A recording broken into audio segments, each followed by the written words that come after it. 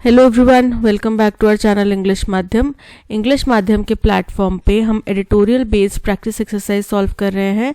Start करते हैं आज का session with thought of the day, that is failure is not the opposite of success but it's the part of it. यानी कि failure कभी भी सक्सेस का ऑपोजिट नहीं होता, वो सक्सेस का पार्ट है। अगर आपके सक्सेस के रास्ते में आपको कई दफ़ा बहुत ज़्यादा फेलियर्स देखने मिल सकते हैं, बहुत बड़ी हार का सामना देखने मिल सकता है, बट उसका मतलब ये नहीं है कि आप बस आगे बढ़ नहीं सकते।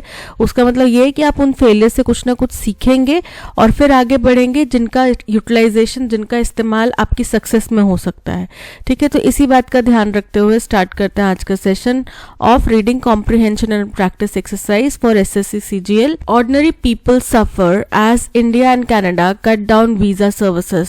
बोल रहे हैं जैसे ही इंडिया और कनाडा ने दोनों ने वीजा सर्विसेज बंद कर दी हैं, तो इसका सबसे ज्यादा खामियाजा आम जनता को, आम लोगों को झेलना पड़ रहा है।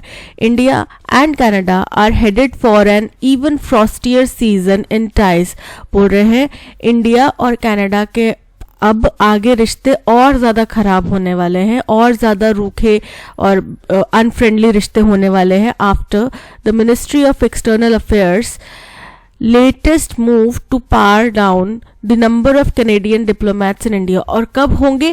क्योंकि अब लेटेस्ट क्या हुआ है कि मिनिस्ट्री ऑफ एक्सटर्नल अफेयर्स ने फैसला लिया है कि वो पार डाउन मतलब कम करना। क्या कम करेंगे? हिंदुस्तान में जो कैनेडियन डिप्लोमेट्स है उनकी संख्या जो है वो कम करेंगे। अभी कितनी संख्या है? फ्रॉम 62 टू 21, 21 कर दी गई है या कर देंगे। While New Delhi had made its demand to equalize the numbers in each other's missions known last month, बोल रहे हैं हालांकि नई दिल्ली ने ये जो डिमांड्स है कि इक्वलाइज करेंगे नंबर्स को, यानी कि इक्वलाइज करना कि एक दूसरे की तरफ में जितने भी लोग हैं उनको एक समान करना, कि वहां से हिंदुस्तान में जो कैनेडियन डिप्लोमेट्स है उनकी संख्या और हिंदुस्तानी डिप्लोमेट्स कनाडा में है उनकी संख्या बराबर होगी।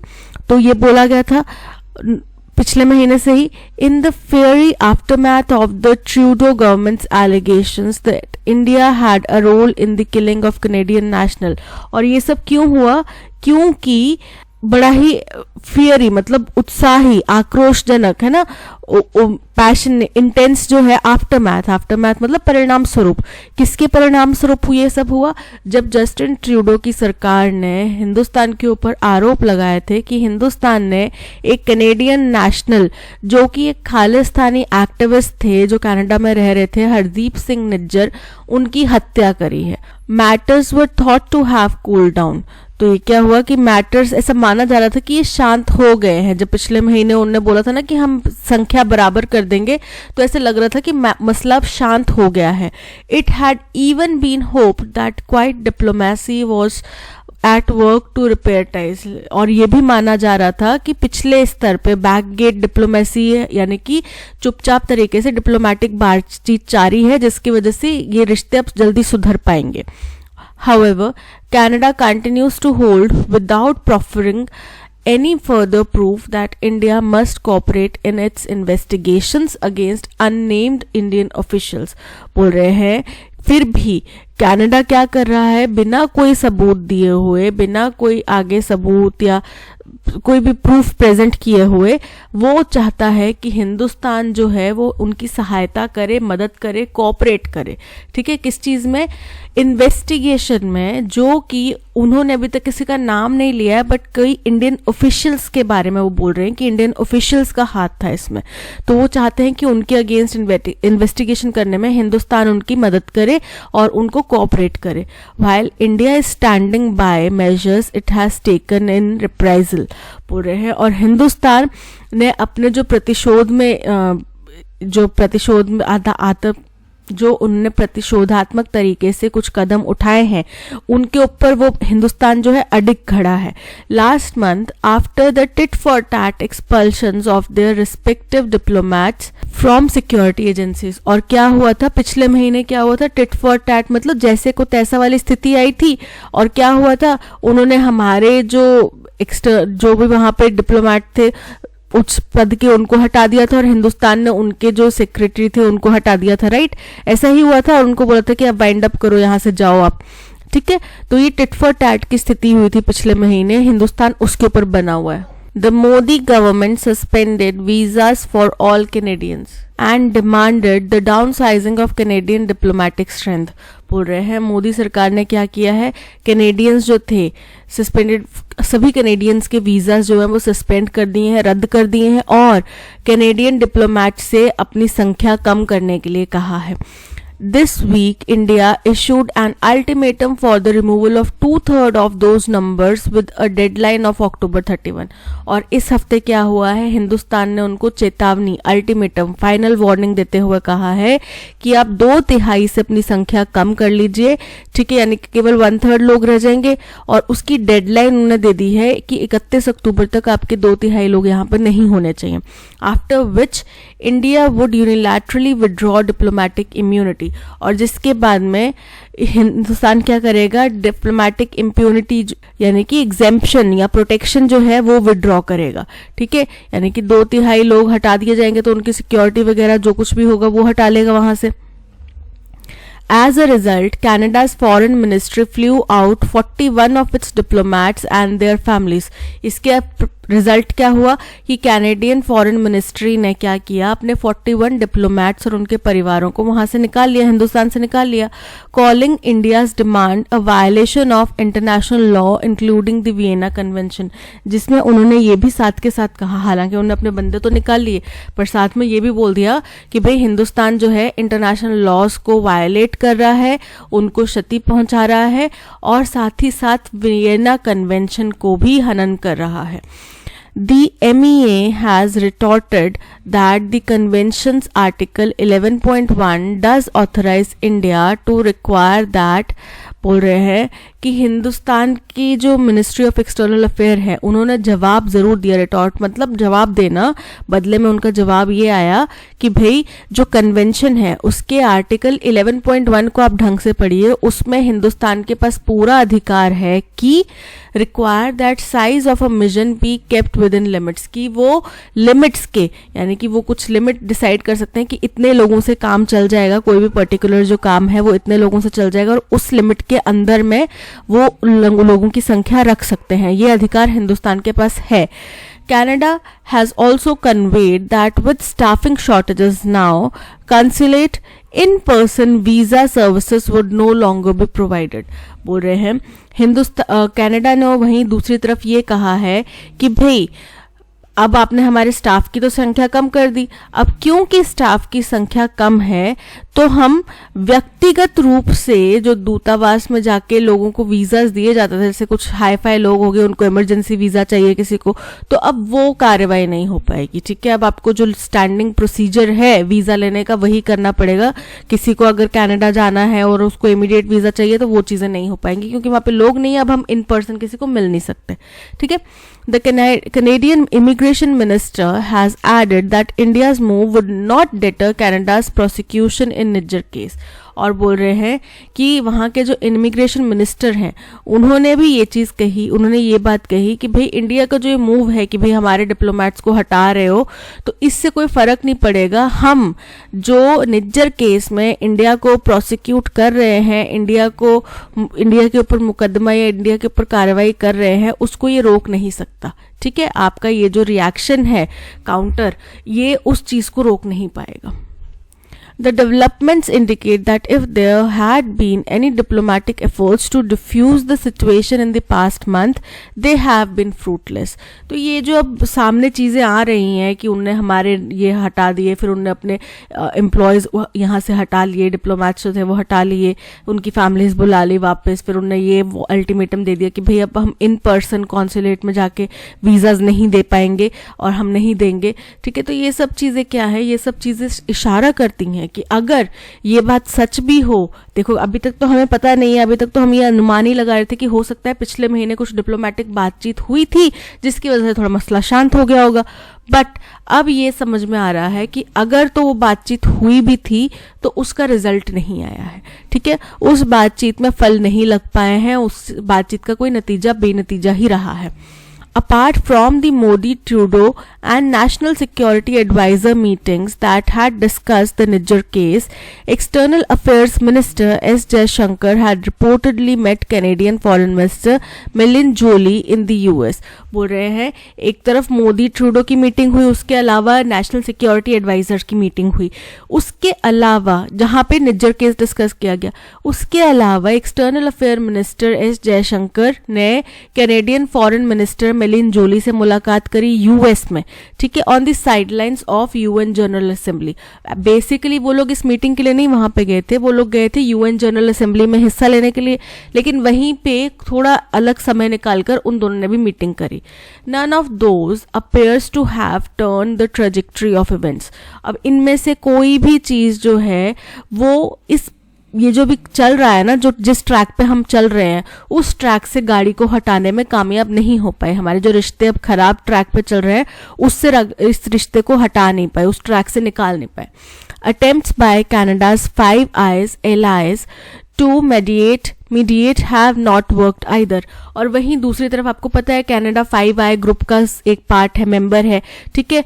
तो उन 5 आई में जो बाकी के 4 सदस्य हैं देश, वो भी बार बार प्रयास कर रहे हैं कि दोनों देशों के बीच में रिश्ते अच्छे हों. वो हिंदुस्तान के ऊपर जोर भी बना रहे हैं, बट वहीं दूसरी तरफ हिंदुस्तान के साथ में कुछ ना कुछ डील्स वगैरह भी चल रही हैं. तो वो प्रयास कर रहे थे कि रिश्ते ठीक हो जाएं दोनों देशों के बीच में, पर उनका जो मीडिएटर की भूमिका थी, मध्यस्थ की भूमिका थी, वो भी कारगर नहीं साबित हो पाई यहाँ पे. While the allies have supported Canada's claims, they have also showed up their ties with India. बोल रहे हैं यही कि उनने कनाडा के ने जो क्लेम करा है उसको तो उनने सही ठहराया है, उनने उसके क्लेम्स को सपोर्ट करा है कनाडा के कि भाई हिंदुस्तान ने किया है तो अगर ऐसा हुआ है तो हिंदुस्तान को मदद करनी चाहिए. लेकिन वहीं दूसरी तरफ उनने जो हिंदुस्तान के साथ में टाइज हैं, रिश्ते हैं, संबंध हैं, उनको और ज्यादा मजबूती प्रोवाइड करने के शोड अप मतलब और ज्यादा सपोर्ट भी किया है. With possible visits by British, US and Australian leaders that will assure new Delhi.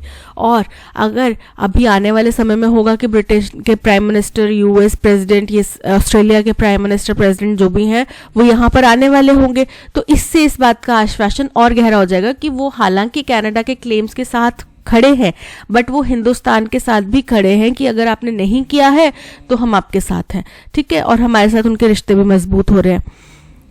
With diplomatic options exhausted for now, it is hoped a period of reflection will bring fresh counsel on how to break the log jam.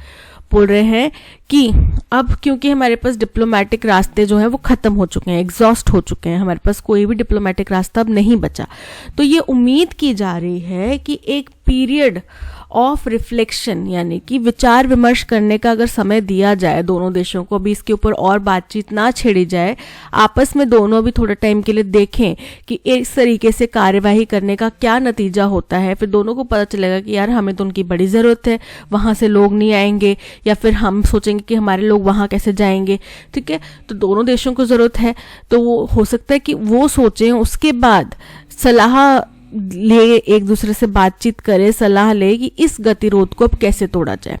Till then students, tourist and business persons will suffer. लेकिन जब तक ये नहीं होता, जब तक आत्म मंथन नहीं करते और खुद को एहसास नहीं होगा कि क्या गलती हुई है, तब तक स्टूडेंट्स, टूरिस्ट और बिजनेस पीपल जो है, बिजनेस वाले मैन जो है, वो लोग सफ़र करेंगे, ठीक है. और ये हमारे लिए एक बोलते हैं ना कि बड़े बड़े जंग जीतने के लिए छोटे मोटे प्यादों की कुर्बानियां देनी पड़ती है, तो ये कुर्बानी स्टूडेंट्स, टूरिस्ट और बिजनेसमैन लोगों को देनी पड़ेगी. ये था पैसेज. अब चलते हैं क्वेश्चंस की तरफ. क्वेश्चन नंबर 1 कह रहा है, what can be inferred about the initial reactions following the Trudeau government's allegations against India. बोल रहे हैं शुरुआती जो हिंदुस्तान ने रिएक्शन दिखाया जब जस्टिन ट्रूडो की सरकार ने हिंदुस्तान के ऊपर आरोप लगाए, उनसे क्या साबित होता है. चलिए देखते हैं. तो फर्स्ट है, India immediately agreed with the allegations. ये तो बिल्कुल गलत है. इमीडिएटली क्या, अभी इतना टाइम हो गया, हमने अभी भी नहीं माने हैं, है ना. India and Canada had a brief period of improved relations. बोला है कि इंडिया और कनाडा के बीच में एक छोटा सा दौर आया जब रिश्ते सुधरे हुए लगे. वो कब था, पिछले महीने की बात की ना हमने, कि ऐसा लग रहा था कि शायद डिप्लोमेटिक बातचीत चल रही है क्योंकि पिछले महीने शांति थी. Quiet diplomacy was initiated to try and mend the strain relations, बोल रहे हैं चुपचाप बैकडोर डिप्लोमेसी जो है वो शुरुआत कर दी गई थी, जिससे के तहत कोशिश की जा रही थी कि जो ये रिश्ते खराब हुए हैं इनको सुधारा जा सके। ये भी करेक्ट है। India did not take any action against Canada after the allegations, incorrect. So option 2 और 3 correct है, यहाँ पे 1 and 3 आ रहा है, यहाँ पे 2 and 3, option B is correct. Based on the passage, which of the following best describes the primary cause of tension between India and Canada, बोल रहे हैं पैसेज के अनुसार इनमें से कौन सी बात है जो कि प्राइमरी कॉज है, मुख्य कारण है इंडिया और कनाडा के बीच में टेंशन का। तो इंडिया और कनाडा के बीच में टेंशन का जो मुख्य कारण है वो है हरदीप सिंह निज्जर का डेथ, जिसके लिए कनाडा गवर्नमेंट ने हिंदुस्तान के ऊपर आरोप लगाए हैं कि हिंदुस्तान के ऑफिशियल्स का, सरकारी कर्मचारी, सरकारी ऑफिशियल्स, डिप्लोमैट्स जो थे उनका हाथ है उनकी हत्या में, हरदीप सिंह निज्जर की हत्या में। ठीक है, इसके विरोध में हिंदुस्तान सरकार ने बोला है कि या तो कनाडा सरकार हमें सबूत दे जिसके बेसिस पे हम आगे कार्रवाई करें, अगर आप हमें सबूत नहीं देंगे और आप हमारे ऊपर ऐसे आरोप लगाएंगे तो दैट इज नॉट टॉलरेबल और हम इसकी घोर निंदा करते हैं। तो ये चीज हुई है जिसकी वजह से टेंशन हुई है। The MEA's decision to reduce the number of Canadian diplomats in India without prior intimation, की MEA ने अचानक से ही ये फैसला ले लिया कि भाई हम हिंदुस्तान में कैनेडियन डिप्लोमैट्स की संख्या कम करेंगे, इसकी वजह से टेंशन बढ़ गई। तो ऐसा नहीं है, टेंशन इस वजह से नहीं बढ़ी है, टेंशन जिस वजह से बढ़ी है उसके काउंटर में, उसके कॉन्सिक्वेंस के तौर पे ये घटना हुई है कि MEA ने बंदे हटा दिए उनके। ठीक है। The Trudeau government's allegations that India was involved in the death of Hardeep Singh Nijjar, a Canadian national and Khalistani activist. Option B is correct. Which of the following can be inferred about the diplomatic efforts between India and Canada based on the passage? बोल रहे हैं passage के अनुसार India और Canada के बीच में जो diplomatic रिश्ते हैं, एफर्ट्स हैं, उनके बारे में हम क्या बात कह सकते हैं, क्या समझ में आता है हमको। तो the diplomatic efforts between India and Canada over the past month have been fruitful. Fruitful तो नहीं रहे ना, अगर fruitful हो जाता तो अभी ये स्थिति खराब होती ही नहीं। And have resolved the situation, incorrect. Only the Modi-Trudeau meetings discussed the Nijjar case, incorrect. The efforts of Canada's Five Eyes allies to mediate were successful, incorrect. Despite multiple high-level meetings, the trajectory of events between India and Canada has not been positively influenced. Option D is correct. कि बहुत सारे प्रयास कर लिए पर कुछ भी positive या फ्रूटफुल हमें नहीं देखने मिल रहा। What does the passage imply about the stance of Canada's Five Eyes allies regarding India-Canada ties? बोल रहे हैं पैसेज के अनुसार जो कनाडा के 5 आइज के जो दोस्त हैं, उसमें जो और बाकी देश सदस्य हैं, उनका जो स्टांस था उसके बारे में क्या कहना है। The allies have been neutral and have not taken stand, incorrect है। वो न्यूट्रल नहीं है, वो कनाडा को सपोर्ट कर रहे हैं पर हिंदुस्तान के साथ टाइज जो है वो मजबूत कर रहे हैं। ठीक है। The allies have solely supported Canada's claim without furthering their ties with India, incorrect.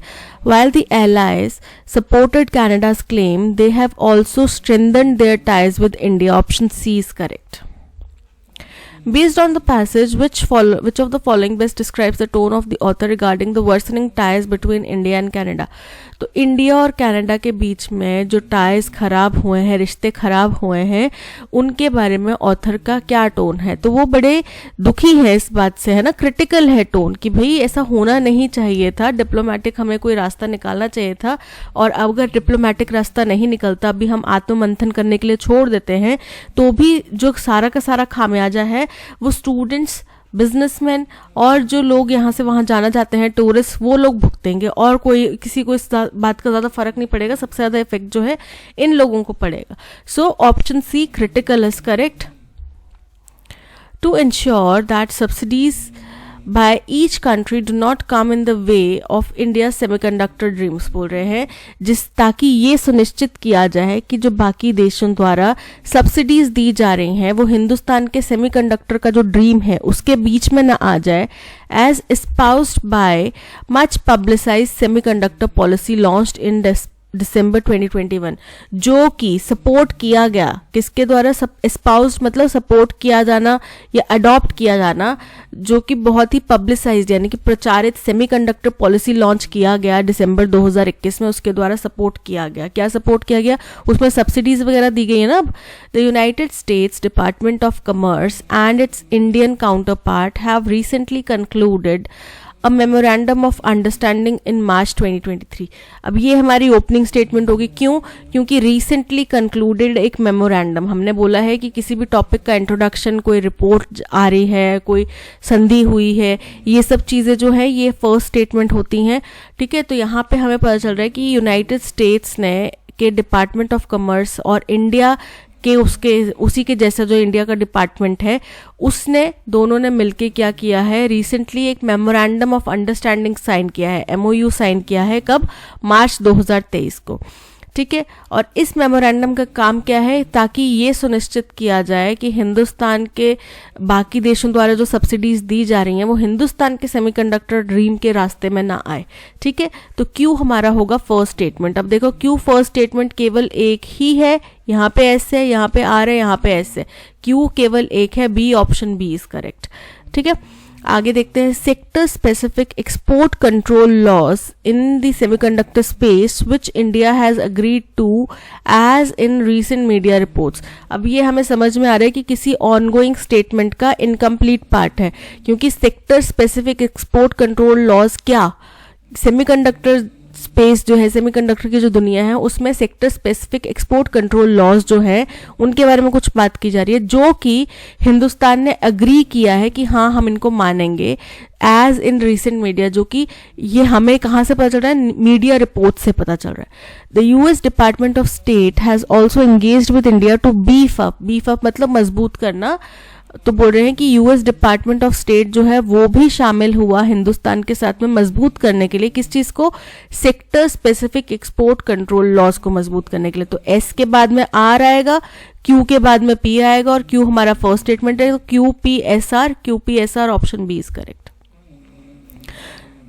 Scotland has made history in electing as its first minister Hamza Yusuf 37, who is as the son of Pakistani immigrants, the first ever Muslim and person of Asian, आगे person of Asian descent, descent मतलब Asian बोलते ना भारतीय मूल के British नागरिक, तो Asian मूल के नागरिक हैं। ठीक है, तो स्कॉटलैंड ने इतिहास रचा है, पहली बार उन्होंने एक फर्स्ट मिनिस्टर इलेक्ट करा है। कौन सा? हमजा यूसुफ, जो कि 37 ईयर्स के हैं। ये बात नहीं है कि पहली बार हुआ है, पहली बार हुआ है कि कोई पाकिस्तानी इमिग्रेंट का बेटा वहां पे मिनिस्टर बना है। ठीक है, जो कि पहले मुस्लिम है और पहले एशियन डिसेंट के, एशियन जो मूल के नागरिक हैं, descent to take up the role, पहले एशियन मूल के नागरिक हैं जो इस पद पर आए हैं, and also the youngest leader in that capacity, और वहां पे इस पद पे होने वाले यंगेस्ट लीडर भी हैं। ठीक है, तो हमें पता चल गया कि पी के बाद में आर स्टेटमेंट आएगा, और पी हमारा फर्स्ट स्टेटमेंट होगा, क्योंकि ये जो है इंट्रोड्यूस कर रहा है स्कॉटलैंड में हुई है एक घटना को, तो पी के बाद में आर।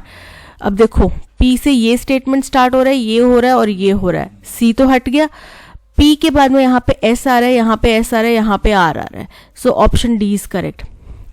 अ करियर पॉलिटिशियन, अब कौन है करियर पॉलिटिशियन? मिस्टर यूसुफ की बात की जा रही है ना, उनके बारे में बताया जा रहा है। A career politician who studied politics at university, mister Yousaf has been a member of Scottish parliament for 12 years. बोल रहे हैं कि ये करियर पॉलिटिशियन यानी कि काफी उम्दा दर्जे के पॉलिटिशियंस है। करियर पॉलिटिशियन का मतलब एक ऐसा पॉलिटिशियन जो मरते दम तक, या जब तक रिटायरमेंट नहीं लेते, वो मरते दम तक पॉलिटिशियन ही रहते हैं। तो ये भी उन्हीं लोगों में से एक हैं। ये पिछले 12 साल से पॉलिटिक्स में है, पिछले 12 साल से मेंबर ऑफ स्कॉटिश पार्लियामेंट रहे हैं। ठीक है, and an insider of Scottish National Party politics, और ये स्कॉटिश नेशनल पार्टी के सदस्य रहे हैं। Serving variously as transport minister, justice secretary and health secretary, इन पदों पर ये रह चुके हैं। तो हमें पता चल गया कि पी के बाद में आर और क्यू के बाद में एस आएगा। ठीक है, सो पी आर क्यू एस हमारा आंसर है, P R Q S, option D is correct. Over the last 14 years, it has been conducting several activities in this direction, the latest being Dikshita Kshetra Darshanam. बोल रहे हैं पिछले 14 सालों से ये इस दिशा में कुछ एक्टिविटीज कंडक्ट कर रहे हैं. अब ये इट मतलब कौन, तो पी हमारा फर्स्ट स्टेटमेंट नहीं हो जाएगा. इन दिस डायरेक्शन, दिस कौन से डायरेक्शन, कोई पर्टिकुलर डायरेक्शन जिसके बारे में पहले चर्चा की गई होगी. ठीक है, तो हमें पता चल गया पी हमारा फर्स्ट स्टेटमेंट नहीं हो सकता, ऑप्शन डी एलिमिनेट कर दो. ठीक है, this project has been conceived by Carnatic. This project कौन सा project, no idea, question mark आ गया, तो क्यू भी हमारा फर्स्ट स्टेटमेंट नहीं हो सकता, एलिमिनेट कर दो. इसके मतलब है कि हमारा आर स्टेटमेंट फर्स्ट स्टेटमेंट होगा, क्योंकि हमारे बचे हुए जो ऑप्शंस हैं ए और बी उसमें आर हमारा फर्स्ट स्टेटमेंट है. बोल रहे हैं ये जो प्रोजेक्ट है ये कार्नेटिक वोकलिस्ट यानी कि कार्नेटिक एक फॉर्म ऑफ म्यूजिक है, एक तरह का म्यूजिक है, एक तरीके का गाने का आर्ट फॉर्म है, म्यूजिकल आर्ट फॉर्म है, जिसके जो वोकलिस्ट मतलब जो गायक होते हैं, जी रवि किरण, who is also the founder and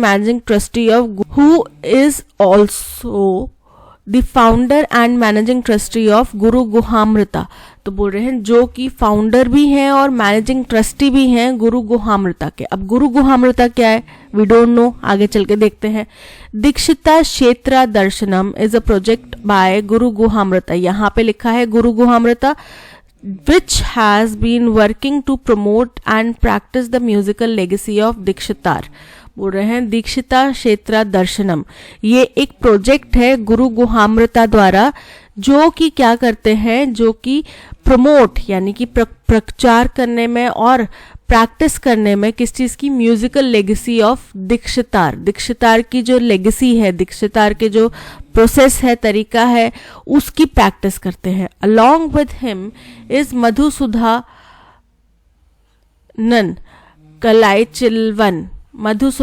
कलाइचिलवन, who is a storyteller and history and heritage enthusiast.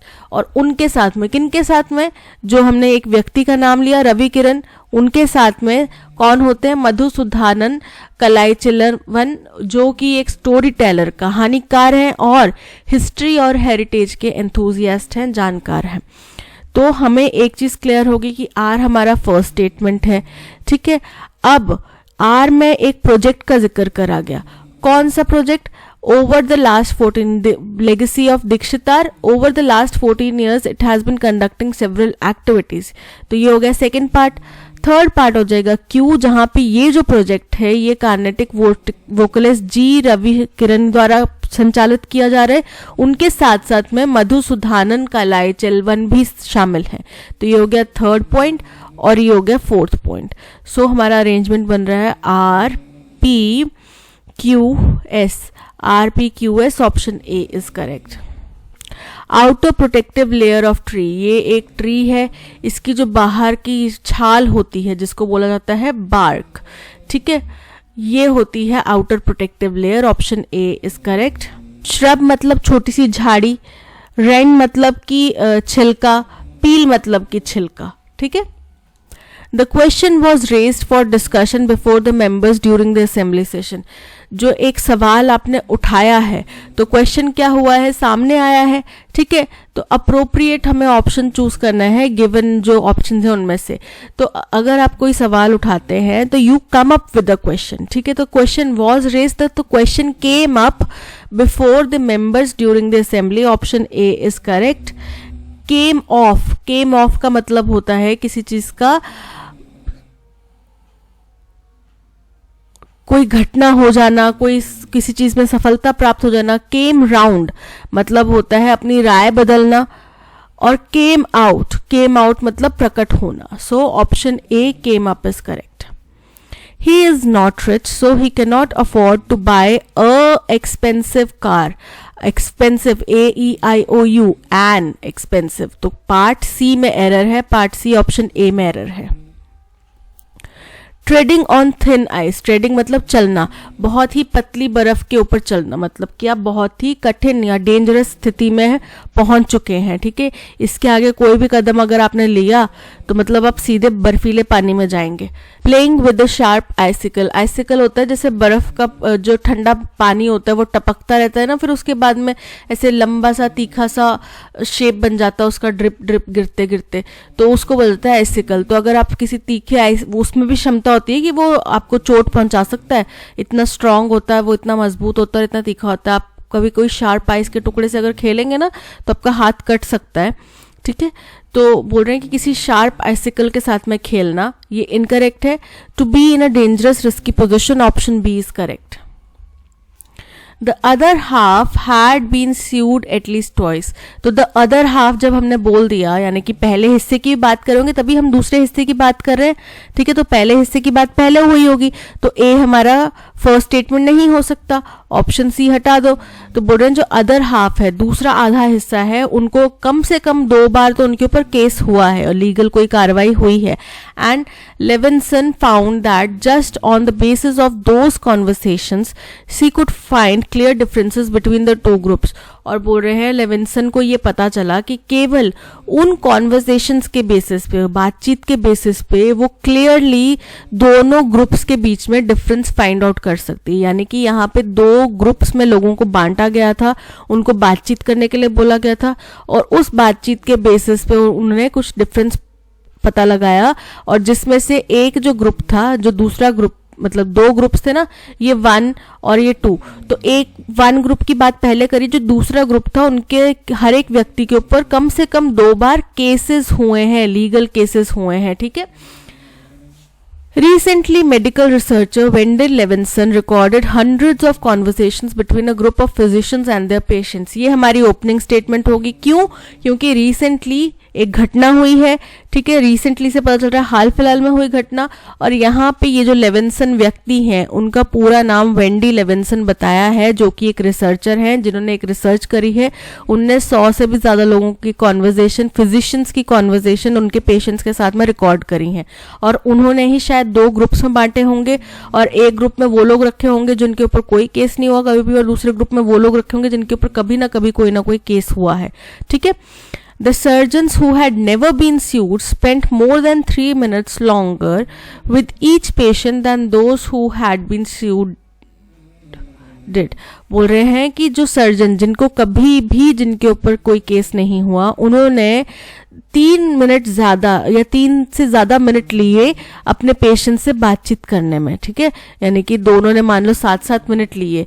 तो इस जो जिन लोगों के ऊपर केस हुआ है, 2 नंबर वाले जो हैं जिनके ऊपर केस हुआ है, इन्होंने 7 ही मिनट लिए। इन्होंने 7 मिनट से प्लस 7 + 3 मिनट्स कम से कम एक्स्ट्रा लिए पेशेंट से बातचीत करने में, ठीक है। Roughly half of the doctors have never been sued. रफली अंदाजतन जो आधे डॉक्टर्स थे उनके ऊपर कभी कोई केस नहीं हुआ था। सेकंड स्टेटमेंट होएगा जहां पे बताया गया कि रफली आधे जो डॉक्टर्स थे उनके ऊपर कभी भी केस नहीं हुआ था, ठीक है। ये हो गया second.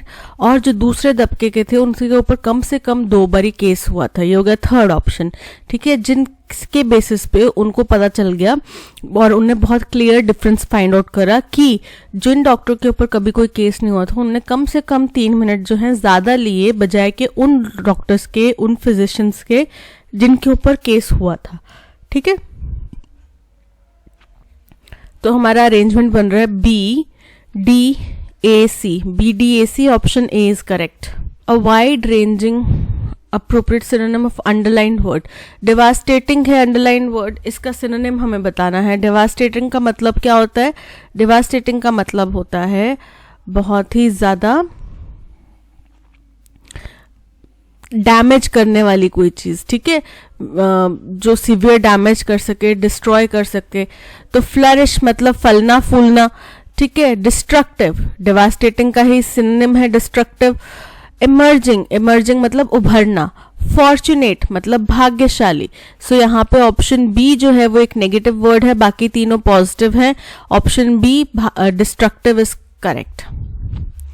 Education plays a crucial, crucial की स्पेलिंग इनकरेक्ट है, अच्छा इनकरेक्टली स्पेल्ड वर्ड हमें फाइंड आउट करना है। तो crucial role in breaking the cycle of poverty and child labour बोल रहे हैं। एजुकेशन से ही, एजुकेशन एक बहुत महत्वपूर्ण भूमिका निभाता है किस चीज में? अगर हमें गरीबी की और चाइल्ड लेबर के चक्र से निकलना है और देश को निकालना है तो उसके लिए एजुकेशन एक बहुत अहम भूमिका निभाएगा। और अहम जो है क्रूशियल, उसके स्पेलिंग इनकरेक्ट है, ऑप्शन बी में स्पेलिंग करेक्ट दिए गए हैं, option B is correct. In a study sponsored by World Health Organization and carried by Harvard School of Public Health, बोल रहे हैं एक स्टडी जिसके स्पॉन्सर कौन थे, वर्ल्ड हेल्थ ऑर्गेनाइजेशन थे, यानी कि उन्होंने फंड किया। और स्टडी किसके द्वारा की गई, Harvard School of Public Health द्वारा। The global burden and injury indicated that stress, disease and accidents are going to be killers in 2020। तो उसमें पाया गया कि दुनिया भर के सामने एक जो सबसे बड़ी चुनौती है वो है स्ट्रेस से जुड़ी हुई परेशानियां, स्ट्रेस से जुड़ी हुई बीमारियां और एक्सीडेंट्स, जो कि 2020 में सबसे ज़्यादा लोगों को मारने वाले हैं। ठीक है, तो ये ए जो है हमारा फर्स्ट स्टेटमेंट होएगा, क्योंकि एक स्टडी का जिक्र किया गया है, उसका इंट्रोडक्शन किया गया है। और देखो ए फर्स्ट स्टेटमेंट से केवल एक ही है, ऑप्शन डी, तो हमारा ऑप्शन डी ही करेक्ट होगा। चलिए आगे देखते हैं। Road traffic accidents are going to be the third largest killers. हो रहे हैं रोड ट्रैफिक में मरने वाले जो लोग होंगे, रोड ट्रैफिक की वजह से जो मौतें होंगी, वो दुनिया में किसी भी कारण से होने वाली सबसे ज्यादा तीसरे नंबर पर होंगी। ठीक है, These accidents are also an indicator of psychosocial stress in a fast moving society। बोल रहे ये जो एक्सीडेंट्स होते हैं, रोड एक्सीडेंट्स होते हैं, ये इस बात की तरफ भी इशारा करते हैं कि सामाजिक स्ट्रेस का हमारे दिमागी स्ट्रेस के ऊपर कितना प्रभाव पड़ता है, जो कि हमारी फास्ट मूविंग सोसाइटी द्वारा हमें दिया जाता है। The heart disease and depression, both stress diseases, are going to rank first and second। तो जब फर्स्ट एंड सेकंड की बात आई, उसके बाद ही थर्ड की बात आएगी ना, रोड ट्रैफिक थर्ड लार्जेस्ट बोला गया, तो यानी कि ए के बाद में आएगा डी स्टेटमेंट, जहां पे बोला गया कि हार्ट डिजीज और डिप्रेशन, जो कि दोनों स्ट्रेस की वजह से होते हैं, ये स्ट्रेस डिजीज हैं दोनों के दोनों, तो ये फर्स्ट और सेकंड रहेंगे 2020 में। हो गया सेकंड पॉइंट। थर्ड पॉइंट हो गया बी पॉइंट, जहां पे बोला कि रोड ट्रैफिक जो है थर्ड लार्जेस्ट किलर्स होंगे, और ये जो एक्सीडेंट्स हैं ये इंडिकेटर है सोशल स्ट्रेस का फास्ट मूविंग सोसाइटी में। ये हो गया फोर्थ पॉइंट। सो हमारा अरेंजमेंट बन रहा है A D B C, A D B C, option D is correct. आपने शॉर्ट ट्रिक्स अपनानी है। देखो शॉर्ट ट्रिक से हमें फर्स्ट स्टेटमेंट पता चल गया, तो ऑप्शन में देख के हमें पता चल गया पहले स्टेटमेंट को पढ़कर ही कि हमारा क्या आंसर आएगा। ठीक है, यही शॉर्ट ट्रिक्स अपनानी है, दिमाग खोल के बैठना है बिल्कुल। जो भी रूल्स पढ़े हैं ना इंग्लिश ग्रामर की, कि नाउन पहले आता है, प्रोनाउन बाद में आता है, हिज अगर यूज कर रहे हैं, इट अगर यूज कर रहे हैं, किसी का अगर नाम बताया है तो पहले आप अपना पूरा इंट्रोडक्शन देंगे, उसके बाद में ही आप मिस ठाकुर या मिसेस ठाकुर का इस्तेमाल करेंगे। ठीक है, तो ये सब चीजें यूज करते हुए चलना, तो आपका बहुत जल्दी सॉल्व हो जाएगा, और यही है जहां पे आप टाइम बचा सकते हो। Many scientific researchers have proved the DNA replicates itself। अब reproduce word का हमें synonym बताना है, तो replicate मतलब दोहराना, अपने आप को दोबारा बनाना, तो reproduce का क्या हो गया synonym, replicate। पता चल गया। itself in human body and is an enzyme based catalyst reaction। तो बोला मैंने साइंटिफिक रिसर्चर्स ने ये पाया है और प्रूव किया है कि डीएनए जो है अपने आप को रिप्रोड्यूस करता है, रेप्लिकेट करता है, उत्पन्न करता है, दोहराता है। ठीक है, एक इंसान के शरीर के अंदर, और ये एंजाइम बेस्ड कैटलिस्ट रिएक्शन से होती है। मतलब जो डीएनए है वो एक एंजाइम बेस्ड कैटलिस्ट रिएक्शन होता है। So option A replicates is correct. Reaction मतलब कि प्रतिक्रिया, प्रूव्ड मतलब कि सिद्ध करना, और रिसर्चर्स मतलब वो लोग जो अनुसंधान करते हैं, रिसर्चेज है। ओके, रिसर्चेज मतलब अनुसंधान। सो option A replicate is correct. A dash is a female horse.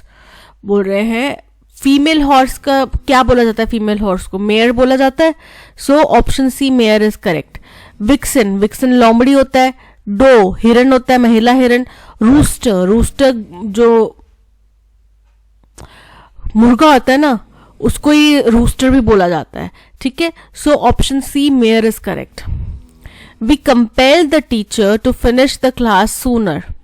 तो क्या आ जाएगा, टीचर को कंपेल किया ना, तो teacher was compelled to finish the class sooner, option A is correct. I don't like to work with people who are not flexible. Flexible का मतलब होता है लचीले, यानी कि आप सपोज करो कि आपको 9 to 5 आपका जॉब है, ठीक है, और आपने को 9 बजे काम दिया गया है कि भाई आपने अपना शेड्यूलिंग बनाते हैं ना, आपने सोचा कि मैं 9 से 11 बजे के बीच में ये काम करूंगा, उसी बीच में आपको कुछ और काम हो जाता है तो आप क्या अपने बॉस को बोलोगे नहीं नहीं मैं नहीं करूंगा, मैंने अपना शेड्यूल बनाया हुआ है, मैं तो 9 से 11 के बीच में यही काम करूंगा। तो ये फ्लेक्सिबिलिटी तो नहीं होती। आपने 9 से 11 के बीच में अपना टाइम बनाया कि मैंने ये पर्टिकुलर ABC काम करना है, ठीक है, और आपके पास XYZ काम आ जाता है बॉस की तरफ से, या फिर किसी कोई कलीग आपका एब्सेंट है उसकी वजह से आपके पास वो काम डिवाइड करें तो XYZ आपके पास आ गया। तो आपको मैनेज करना है कि आपको 9 से 11 के बीच में ये काम भी एडजस्ट करना है, तो आप क्या होंगे, फ्लेक्सिबल होंगे, कि आप रिजिड नहीं हैं। तो इसका एंटोनिम क्या होएगा, मैंने बोल ही दिया, रिजिड। रिजिड मतलब कठोर, एकदम सख्त, कि भाई जो मैंने बनाया है मैं उसी के अकॉर्डिंग चलूंगा। आप फ्लेक्सिबल हैं कि भाई कोई काम आ गया तो बीच में मैं इसको भी एडजस्ट कर लूंगा, या मैं अपना टाइम उस हिसाब से डिवाइड करूंगा, कोई एक्स्ट्रा काम आ गया तो मैं बीच में वो भी कर लूँ, ठीक है। तो केपेबल मतलब सक्षम, मेलेबल मतलब कि लचीला, ओपन एंडेड मतलब कि खुला, और रिजिड मतलब कठोर। So option D rigid is correct. The challenge in Madras High Court to emergency era shifting of education from state list to concurrent list dash a futile exercise in turning back the clock। बोल रहे हैं जो challenge आया है Madras High court के सामने कि emergency era में जो एजुकेशन को स्टेट लिस्ट से कॉन्करेंट लिस्ट में डाल दिया गया था। आपको पता है ना 3 लिस्ट होती हैं, स्टेट लिस्ट, सेंट्रल लिस्ट और कॉन्करेंट लिस्ट। तो वो क्या होता है कि स्टेट लिस्ट मतलब उसमें वो कार्य होते हैं जो एक स्टेट गवर्नमेंट को करने हैं। सेंट्रल लिस्ट होती है जिसके अंदर वो कार्य होते हैं जो एक सेंट्रल गवर्नमेंट को डिस्पाइट ऑफ एनी स्टेट, कि कौन सा स्टेट इसमें आ रहा है नहीं आ रहा है, उसको सभी स्टेट्स के लिए वो काम करना है। फिर स्टेट गवर्नमेंट का मैंने बता दिया स्टेट लिस्ट, और एक कॉन्करेंट लिस्ट होती है जिसके अंदर में दोनों ही स्टेट गवर्नमेंट सेंट्रल गवर्नमेंट मिलके काम कर सकते हैं, इंडिविजुअली करना चाहें तो इंडिविजुअली कर सकते हैं। वो पर्टिकुलर लिस्ट एक डिफाइंड है, ठीक है। तो पहले इमरजेंसी से पहले एजुकेशन जो है वो स्टेट लिस्ट का पार्ट था, बट इमरजेंसी के दौरान में उसको कॉन्करेंट लिस्ट का पार्ट बना दिया। और अब मद्रास हाई कोर्ट के सामने ये चैलेंज आया है, वहां पे किसी ने याचिका दायर की होगी, तो वहां पे ये याचिका आई है कि आप इसको वापस से चेंज करो। बोल रहे हैं ये बड़ी ही फ्यूटिल बेकार एक्सरसाइज है, बिना कोई मतलब इसका कोई नतीजा नहीं निकलेगा, क्योंकि आप घड़ी को वापस घुमाओगे तो क्या हो जाएगा, आप वापस पिछले कल में तो नहीं जा सकते, राइट। तो बोल रहे हैं कि ये बड़ी बेकार सी, बड़ी फ्यूटिल सी एक्सरसाइज है करने के लिए। 46 years have passed dash the 42 Constitution Amendment Act। तो सिंस होगा कि जब 46 साल हो चुके हैं जब से 42nd कॉन्स्टिट्यूशनल अमेंडमेंट एक्ट जो है वो पास किया गया था, तो यहाँ पे सिंस के चांसेस सबसे ज्यादा है। In this period the education sector has seen far too many changes. और इतने लंबे समय अंतराल में हिंदुस्तान का जो एजुकेशन सेक्टर है उसमें बहुत सारे और बहुत बड़े बड़े चेंजेस देखे हैं, and most can be dash. और अब ज्यादातर जो है इनमें से वो अनडू नहीं किए जा सकते, चेंज नहीं किए जा सकते, ठीक है। For instance a common national medical test now allow students the ease of appearing for just one examination instead of multiple ones conducted by each state. आपको पता है आज से कुछ साल पहले तक क्या होता था कि आपको जो JEE अब आ चुका है, JEE मेंस, JEE देना है हमने। पहले क्या होता था, एक IITs का एग्जाम होता था ऑल इंडिया लेवल का, ठीक है। उसके बाद में स्टेट गवर्नमेंट्स का भी अपना अपना एग्जाम होता था इंजीनियरिंग कॉलेजेस में एडमिशन्स लेने के लिए, ठीक है। और सेम चीज मेडिकल कॉलेजेस में थी, लेकिन यही उदाहरण दे रहे हैं कि अब उदाहरण के तौर पे अब एक कॉमन नेशनल मेडिकल टेस्ट हो रहा है जिसके तहत पूरे देश भर के बच्चे देश में किसी भी कॉलेज में एडमिशन लेना चाहे उनके लिए बस एक ही टेस्ट होगा, अलग अलग टेस्ट नहीं होगा, ठीक है। जो कि पहले क्या होता था कि पहले हर एक स्टेट भी अपना ऑर्गेनाइज करता था, तो बच्चे उस टेस्ट में भी पार्ट कर ले सकते थे, IITs वाले में भी, और जो स्टेट गवर्नमेंट्स के टेस्ट होते थे वो भी उनको अलग से देने पड़ते थे। तो और टाइम पीरियड कई बार क्लैश भी करते थे, कई बार थोड़ा समय होता था, बच्चे बस वो इस जो एग्जाम हुए 12th के एग्जाम खत्म होने के बाद में वो कुछ 2-3 महीने जो उनके एग्जाम के चलते थे ना, वो बड़ा स्ट्रेसफुल रहता था। अब एक ही टेस्ट देना है। States still enjoy dash to operate their own universities, schools and education syllabus। बोल रहे हैं लेकिन स्टेट्स के पास में आज भी ये पावर है कि वो अपनी यूनिवर्सिटीज़ चला सकते हैं, अपनी यूनिवर्सिटीज़ को वो ही ऑपरेट करेंगे, स्कूल्स को वही ऑपरेट करेंगे, और जो सिलेबस है वो भी वो चेंज कर सकते हैं, जो वो पढ़ाना चाहें वो पढ़ा सकते हैं। Private sector is also flourishing in education. अब एजुकेशन के सेक्टर में आपको पता है प्राइवेट प्लेयर्स कितने सारे हैं, बड़ी बड़ी यूनिवर्सिटीज़ हैं, and the policy tinkering at all levels goes on. और पॉलिसी टिंकरिंग मतलब पॉलिसी में छेड़छाड़, सोच विचार जो है वो सभी स्तर पे चल रहा है। UGC is restructuring UG PG and doctoral programmes बोल रहे हैं। यूजीसी जो है वो अंडर ग्रेजुएट, पोस्ट ग्रेजुएट और डॉक्टरल प्रोग्राम्स में कुछ रीस्ट्रक्चरिंग कर रही है। जैसे कि अभी हमने पिछले कुछ टाइम पहले ही पढ़ा था कि पीएचडी में वो कुछ चेंजेस लेकर आ रहे हैं, थीसिस वगैरह में भी चेंजेस लेकर आए हैं सबमिट कराने के तरीके में, ठीक है। जो स्कीम, जो उनको फंडिंग मिलती है वो बढ़ाने की बात की जा रही है, ठीक है। और प्राइवेट इंस्टीट्यूशंस को भी बोला जा रहा है कि आप फंडिंग करो, जैसे कि बाहर के देशों में होता है, तो उसमें भी चेंजेस आ रहे हैं। States are trying out clustering of schools. States में भी चेंजेस कर रहे हैं। स्टेट्स क्या बोल रहे हैं कि अब हम स्कूल्स को क्लस्टर कर देंगे, यानी कि जैसे कि एक इतनी सी जगह में 7-8 स्कूल हैं, छोटे छोटे, तो इन सब का एक बड़ा स्कूल बना दिया जाएगा। क्लोजिंग डाउन स्मॉलर स्कूल, जिससे छोटे स्कूल्स बंद हो जाएंगे। Instruction in English seems to have lost favour at the centre. केंद्र में जो पहले इंग्लिश की इंस्ट्रक्शंस के ऊपर ज़्यादा देखा जाता था कि भाई हाँ, सेंटर फोकस रहता था कि भाई ये तो इंग्लिश में बोल रहा है यार, वाह गजब, वो भी चेंज हो रहा है। Even though society is dash headed in the opposite direction. और यह इतना हो चुका है कि अब हमारी जो सोसाइटी है वो दूसरी दिशा की तरफ जा रही है, ऑपोजिट विपरीत दिशा की तरफ जा रही है। But the moot point is no one entity can claim complete control. moot point मतलब व्यर्थ पॉइंट। तो पर जो व्यर्थ का पॉइंट है वो ये है कि कोई भी एक एंटिटी जो है वो पूरा कंट्रोल नहीं ले सकती। It is a diverse ecosystem. Education sector जो है वो डाइवर्स है, बहुत ज़्यादा, इसमें बहुत सारी चीज़ें हैं जो आप कर सकते हैं। Far more important issues than locating education in the constitution are at stake बोल रहे हैं। और केवल एजुकेशन को कौन सी लिस्ट में डालना चाहिए, किसका अधिकार होना चाहिए, इससे भी ज़्यादा इम्पॉर्टेंट और इश्यूज हैं जो भी डिस्कस किए जा सकते हैं और जो कि अभी किसके ऊपर हैं, दाव पे लगे हुए हैं।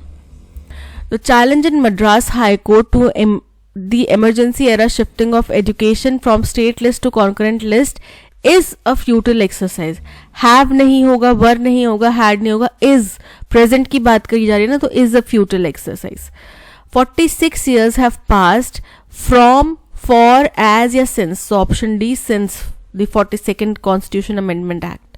In this period, the education sector has seen far too many changes and most can't be turned, backed, returned, reversed. Reverse मतलब पीछे नहीं किए जा सकते, वापस पलटे नहीं जा सकते। States still enjoy, क्या करते हैं, उनके पास क्या है, flexibility. State still enjoy the flexibility. Option B is correct. Flexibility अभी बताया था ना, लचीलापन, कि उनके पास अभी भी पावर है, उनके पास लचीलापन है कि वो अपनी यूनिवर्सिटीज, अपने स्कूल चला सके, उनका जो सिलेबस रखना चाहे रख सके, ठीक है। Instruction in English seems to have lost favour at centre even though society is dash headed. तो इररिवोकेबली का मतलब होता है जो चीज को बदला नहीं जा सकता। इररिवोकेबल भी मतलब वही होता है, ठीक है। इररेलेवेंट मतलब जो इससे संबंधित नहीं है, असंबंधित। और सडनली मतलब अचानक। तो यहाँ पे irrevocably option A is correct.